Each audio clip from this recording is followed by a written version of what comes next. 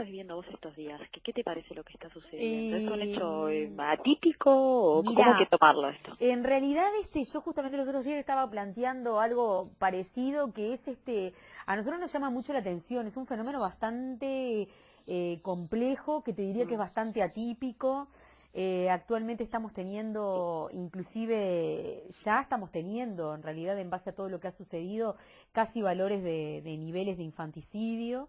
ujú, O sea, poblacional y socialmente estamos como siendo muy golpeados en cuanto a lo que son los objetivos de victimales, que siempre son menores, o sea que son ujú, niños o adolescentes, mm, y la verdad que es bastante preocupante. ujú.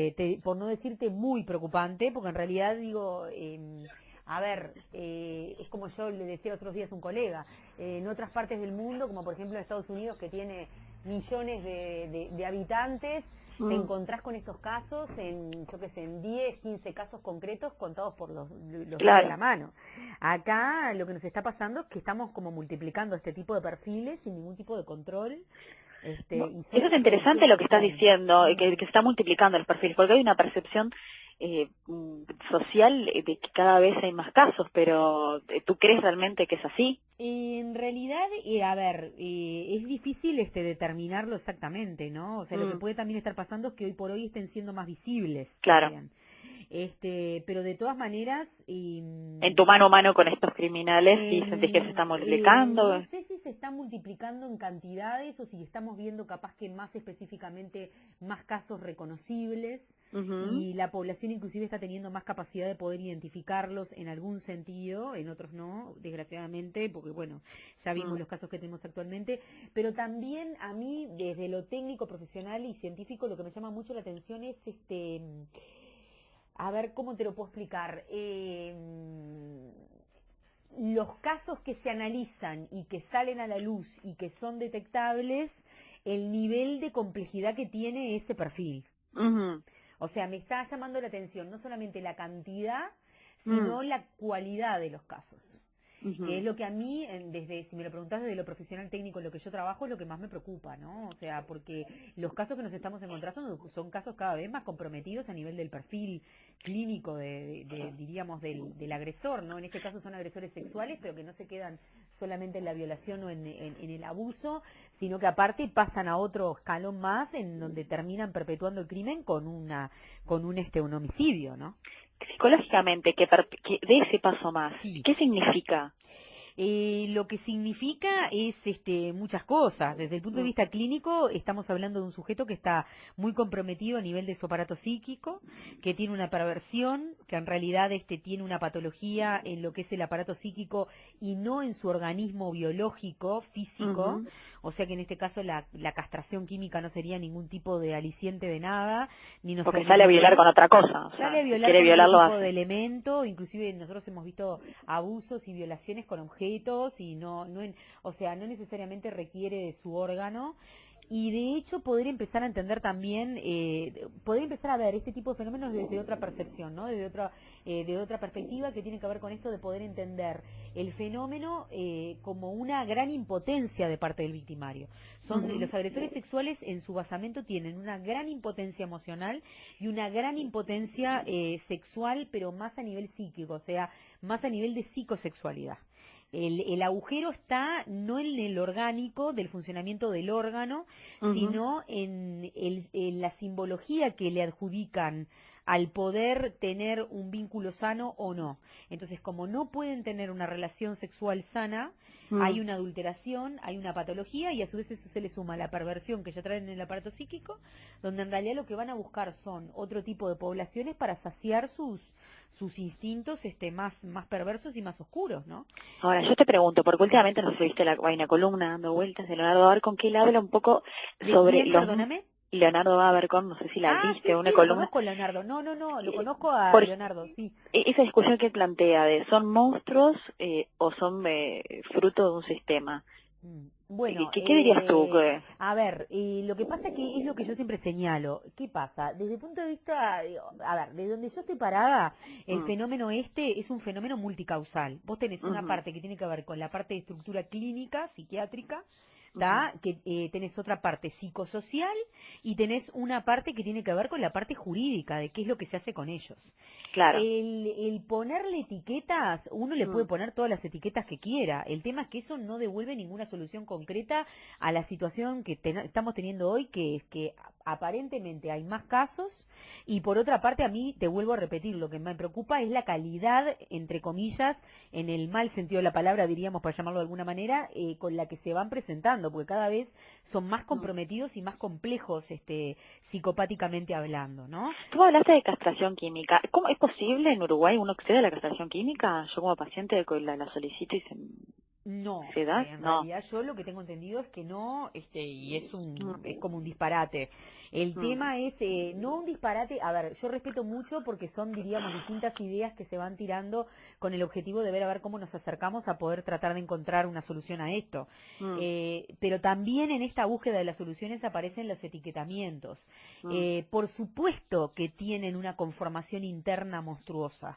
Ni que hablar, porque estoy hablando de un tipo que en realidad, a ver, si nosotros lo podemos a pensar desde el punto de vista clínico psiquiátrico, el sujeto en realidad tiene sus ejes lógicos totalmente invertidos. Cuando él expresa interés o fascinación por alguien, va a buscar todo lo contrario a lo que hacemos nosotros cotidianamente, que es demostrarlo a través de afecto. Acá se va a demostrar a través de la violencia más terrible y más cruel. O sea que lo que son los códigos, las etiquetas de decirle monstruo, decirle esto, son nombramientos que le estamos dando. Pero en realidad lo que nos tiene que preocupar es lo que se está instalando a nivel social, que vendría a ser más, ¿cómo te puedo explicar? Como un acercamiento a una cosa muy barbárica entre nosotros, ¿no? Y yo es con lo que me encuentro con estos sujetos cada vez que aparecen. A medida que van apareciendo al pasaje del tiempo y en nuestro avance histórico y social como sociedad uruguaya, lo que te vas encontrando es que cada vez son más barbáricos en sus comportamientos. Y eso es lo que a mí me preocupa desde el punto de vista social y cultural, de qué es lo que nosotros socialmente estamos generando también, porque... Claro, ¿por qué explicaciones hay? ¿Por qué crecen así? ¿Por qué crecen así o por qué es esa forma de a ser? ver, no es un tema de que nos culpemos a todos como sociedad, pero la sociedad también en un nivel tiene una producción de este tipo, tiene una, diríamos, responsabilidad en cierto sentido de que se produzcan este tipo de sujetos. Por supuesto que también son productos de sus historias personales e individuales y subjetivas, ¿no? Que eso también se analiza cuando analizás la historia en el ámbito psiquiátrico y clínico de estos sujetos. Pero desde el punto de vista social, en realidad hay que ver, porque también nosotros hoy por hoy estamos accediendo antropológicamente a una pedagogía de la crueldad. Este es un concepto que se trabaja mucho en la antropología clínica, que tiene que ver... La pedagogía de la crueldad es, a ver, la sociedad en la que nos encontramos, posmoderna, es una sociedad sumamente cruel y sumamente hostil con el ser humano y el trato del ser humano entre pares. Entonces, de alguna manera, todos nosotros, por un tema inclusive histórico y social y cultural, estamos instalados en una posición donde ya tenemos como a nivel, te diría que hasta neuropsicológico, un cierto acostumbramiento a lo cruel y a lo perverso de alguna manera. ¿Tá? El otro día yo estaba leyendo en una de las redes sociales, salía un post que estaba muy interesante que decía, bueno, a ver, el novio que deja a la novia en la casa y se va con las prostitutas, el padre de familia que deja a la nena y a la madre en la casa y se va con la amante, ¿no? O sea, hay un elemento perverso que circula a nivel social y cultural en nuestro mundo contemporáneo que tiene que ver con esto y que tiene que ver con que nosotros en un nivel estamos embebidos. ¿Qué sucede? Todos estamos embebidos en esto no lo vayas a poner así, pero te lo digo así para que se entienda, en esta gran sopa, diríamos, que es pseudo perversa, que tiene que ver con la era, con lo económico, con lo político, con lo social. Pero en todos esa semilla germina de distintas maneras. Si yo esa semilla la tiro encima de una cabeza que ya trae una predisposición psicológica, genética, psiquiátrica, que apunta para lo delictivo, que apunta para lo inmoral, que apunta para lo perverso, voy a tener una mala planta, diríamos. Claro. Muy terrible. Entonces, como que creo que hay que poder leerlo, viste, multicausalmente. Decime. Tú sos directora del Instituto de Criminología. Sí. ¿Cómo funciona este instituto? ¿Cuándo interviene? Es una institución en realidad privada que yo fundé hace más o menos alrededor de unos 9 años atrás. Nosotros en realidad hacemos más que nada un trabajo de formación y de educación. Es una institución educativa. Y en realidad muchas veces en este tipo de casos trabajamos en asesorías. Hemos tenido muchos contactos con distintos tipos de referentes a nivel internacional, a nivel latinoamericano. Hemos tenido contacto con el criminólogo que trabajó en el caso de Ángeles Rawson. Lo hemos traído para educar y formar. Yo tengo alumnos que son alumnos de distintas carreras, de Facultad de Psicología, Facultad de Derecho. Bueno, tengo alumnos también de Ciencias Sociales. Y en realidad principalmente se trabaja en una línea más de asesoramiento, ¿no?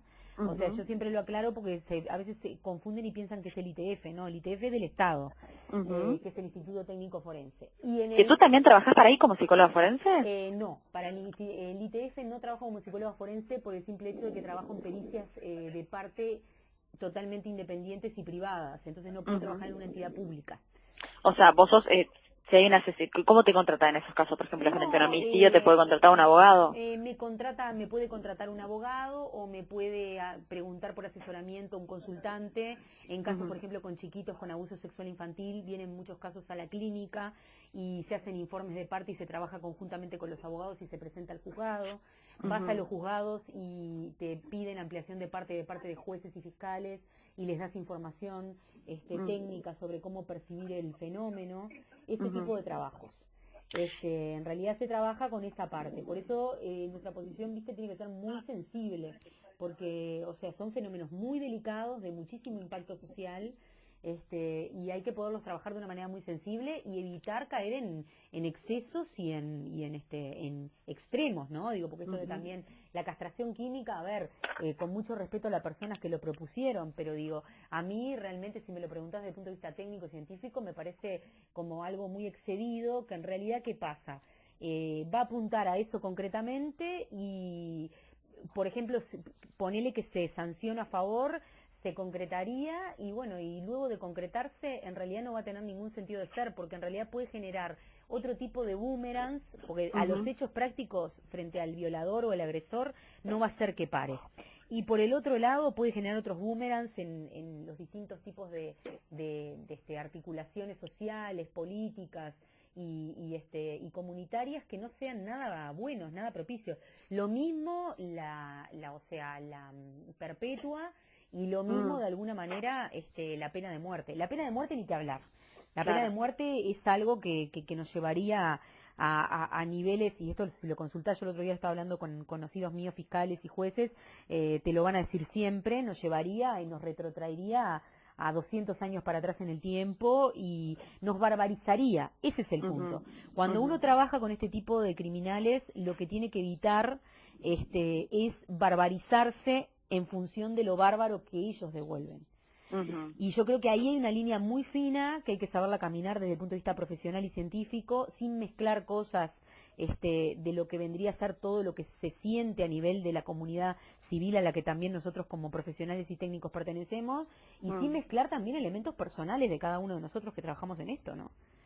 ¿Y qué opinas tú, por ejemplo? ¿Cómo debería ser el castigo en estos casos? Mira, a ver, yo los otros días estaba justamente comunicándome con su guía, que Perdón. no, por favor, que es muy muy amigo y es muy allegado, con Gustavo, y bueno, y estaba totalmente a favor de lo que, inclusive creo que esto también salió, después él lo planteó, estaba totalmente a favor lo que él planteaba sobre, a ver, mantener rígidas y ultra rígidas las medidas jurídicas que tienen que ver con el trato de este tipo de sujetos en el ámbito carcelario.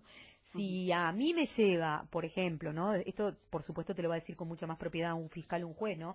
Pero si a mí me llega un reo que tiene las características de un agresor sexual o de un violador y adentro de la cárcel se comporta correspondientemente, porque de hecho tienen ese funcionamiento, si vos los tenés en una instalación cerrada, van a ser los mejores presos que puedas tener, porque funcionan excelentemente bien adentro de los ámbitos de encierro. Si funciona bien en ese tipo de contexto, no habilitarle, por ejemplo, rebajas de pena o prórrogas, ¿viste? O tipo de plus que les dan. Por ejemplo, si le da clase a los otros reclusos, o si es bueno en comportamiento dentro de la cárcel. Bueno, evitar hacerle rebajas de lo que vendrían a ser las penas que se le asignaron. Que no haya rebajas, que sea rajatabla realmente el cumplimiento, que no haya ningún tipo de consideraciones extras para este tipo de sujetos que tengan este perfil. Y lo otro, paralelamente, tiene que ver con lo del registro único de agresores sexuales, que yo actualmente estoy trabajando en eso, y también en ¿Cómo estás trabajando? ¿Con el Partido Nacional? No estoy trabajando con partidos específicos. Lo que tengo para proponer, que ya inclusive lo estuve hablando con distintas personas de distintos partidos políticos, es una bancada o una especie de cámara que sesione de manera permanente en cuanto a lo que tengan que ver con casos de agresiones sexuales violentas y de abuso sexual infantil.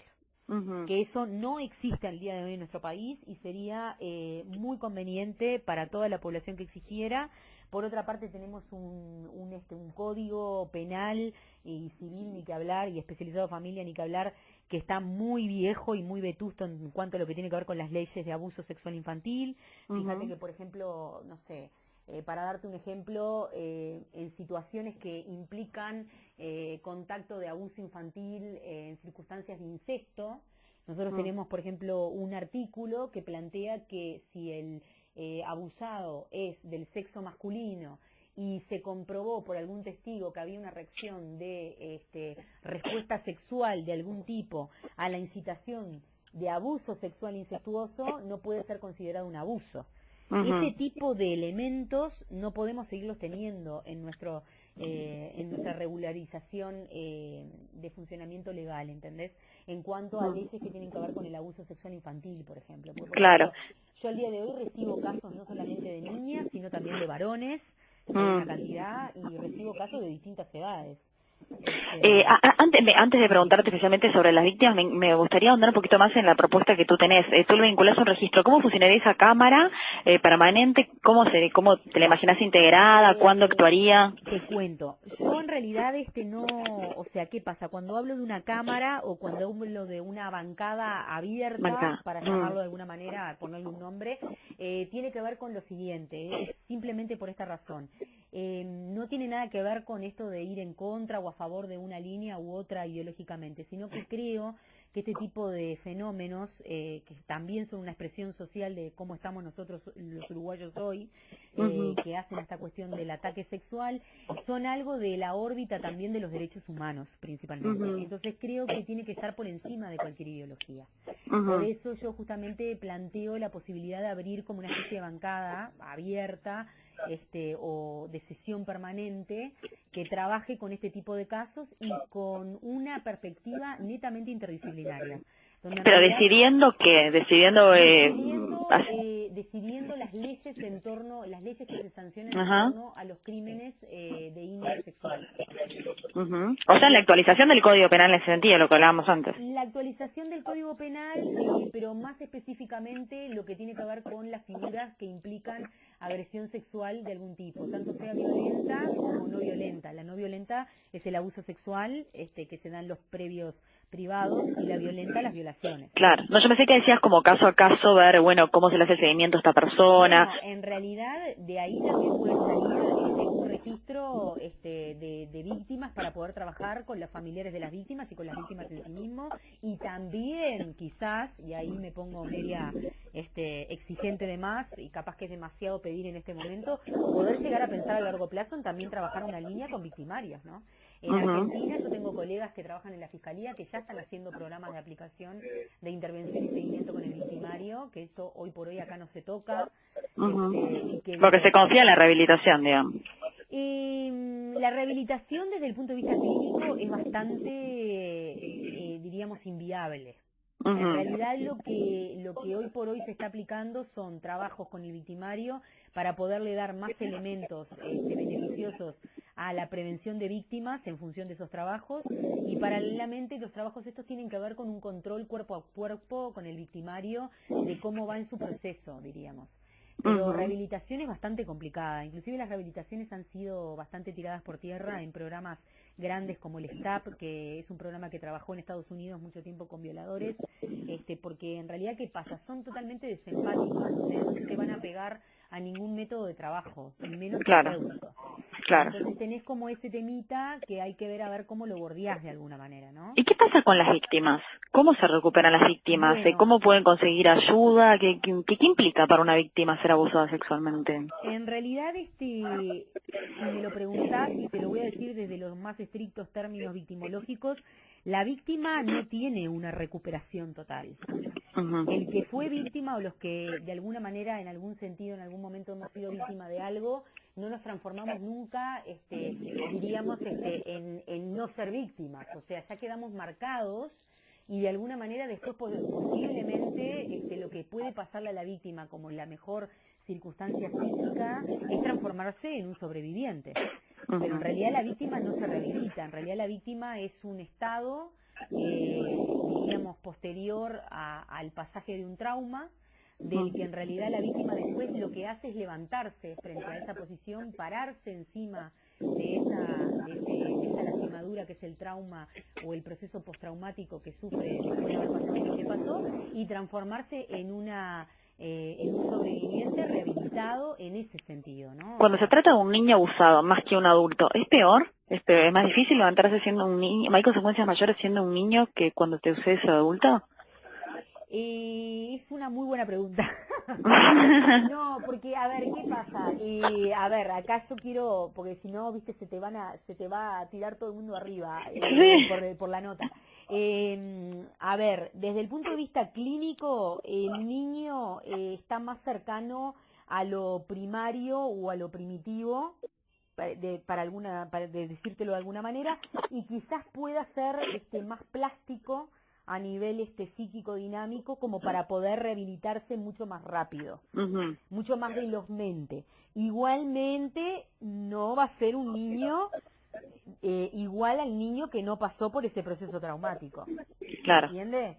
Sí, El sí, sí. adulto quizás lo que le sucede es que vive la realidad desde otro tipo de rigidez más propia de su etapa evolutiva, ¿no? Mm.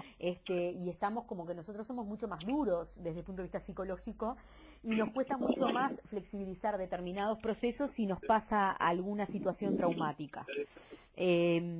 Y un niño que fue abusado y nunca tuvo un tratamiento, o nunca hubo como esa sensación de, no sé, por ejemplo, de que se acuse al que abusó de él, ¿puede al crecer repetir estos actos? Mira, eso es justamente uno de los grandes temas que siempre se tocan en el caso de abuso infantil, Mm, que es lo siguiente, no necesariamente, no ujú, necesariamente, o sea, es como yo te decía en un principio ahora cuando te estaba hablando, todo depende sobre qué tipo de tierra caiga la semilla. ujú, ¿Tá? O sea, en el proceso victimario hay una relación que se llama intervictimae, que es la relación entre la víctima y el victimario, que no es que tengan una relación de vínculo, es ujú, el tipo de enlace que se da psíquico entre la víctima y el victimario, y en base a ese tipo de relación depende qué camino, en función de cómo es la víctima desde su personalidad, qué camino tome la víctima. La víctima a veces puede a nivel intrapsíquico elegir por venganza el camino del victimario o el camino de quedarse sufriendo con su pena y transformarse en un sobreviviente. ujú, No todos los abusadores sufrieron abuso sexual en un pasado. ujú. ¿Está? Claro. Por eso hay que tener mucho cuidado porque esto a veces se pregona como una ley. Todos los que Ujú, abusan fueron abusados. No ujú, necesariamente. No ujú, necesariamente porque vos también puedes tener a un perverso, como son estos casos, donde no fueron abusados y le satisface generarle daño sexual a otro. ujú. Claro. ¿Tá? Entonces, digo, cuidado con eso porque es un mito social, viste, que está como marcado muy fuerte y no necesariamente. Sí pueden haber sufrido otro tipo de abusos u otro tipo de vejaciones, pero no del orden o del índole sexual, netamente. Ujú, ujú. ¿Tá? El tema es, acordate, sobre qué tipo, sobre qué calidad de tierra cae la semillita que Claro, cae, ¿no? claro, O sea, porque claro. si ya hay una predisposición, una vulnerabilidad, una cuestión que hace esta cosa más, bueno, diríamos, poder tener como una facilidad, entre comillas, de torcerse más hacia un lado que al otro, una cosa lleva a la otra. Claro. Entonces, bueno, en ese sentido, viste, es igual un punto muy oscuro. Se trabaja mucho a nivel de la victimología forense y de la victimología infantil también todo esto, ¿no? Ujú.